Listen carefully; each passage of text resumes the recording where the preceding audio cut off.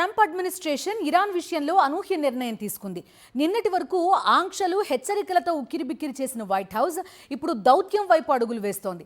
ఈ యూటర్న్ వెనుక అసలు కథ ఏంటి? అగ్రరాజ్యం వ్యూహం మార్చుకోవడానికి దారితీసిన ఆ బ్యాక్ ఛానల్ చర్చల్లో ఏం జరిగింది? సాక్షి అందిస్తున్న స్పెషల్ రిపోర్ట్. అమెరికా అధ్యక్షుడు డొనాల్డ్ ట్రంప్ ఇరాన్ విషయంలో తన పందాను పూర్తిగా మార్చేసుకున్నారు. కఠినమైన ఆంక్షలు, యుద్ధ మేఘాల మధ్య అకస్మాత్తుగా చర్చల ప్రతిపాదన ముందుకు రావడం ప్రపంచ దేశాలను ఆశ్చర్యానికి గురిచేస్తోంది. అయితే ఈ మార్పు రాత్రికి రాత్రే జరగలేదని, దీని వెనుక నెలల తరబడి రహస్య దౌత్యం సాగిందని అంతర్జాతీయ విశ్లేషకులు చెబుతున్నారు.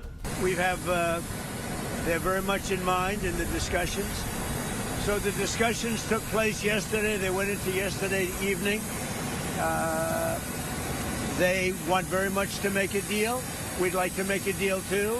We're going to get together today by probably phone because it's very hard to find a country. It's very hard for them to get out, I guess. But we'll at some point very, very soon meet. We're doing a 5-day period. We'll see how that goes.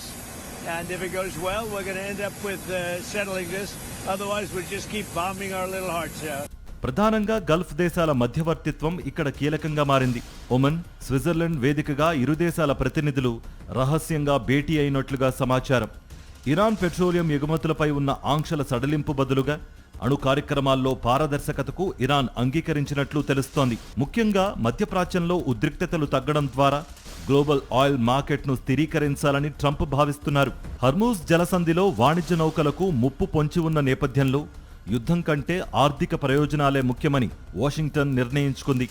మరోవైపు America అంతర్గత రాజకీయాలు కూడా ఈ నిర్ణయంపై ప్రభావం చూపాయి.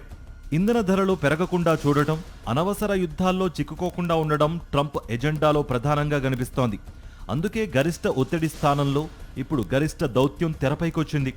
అయితే ఈ యూటర్న్ను ఇరాన్ ఎంతవరకు నమ్ముతుంది? మిడిల్ ఈస్ట్లోని ఇజ్రాయెల్ వంటి మిత్రదేశాల స్పందన ఎలా ఉంటుంది అనేది ఇప్పుడు $1 మిలియన్ ప్రశ్న. ఏది ఏమైనా ట్రంప్ తీసుకున్న ఈ నిర్ణయం ప్రపంచ రాజకీయాల్లో కొత్త సమీకరణాలకు దారితీయడం ఖాయం.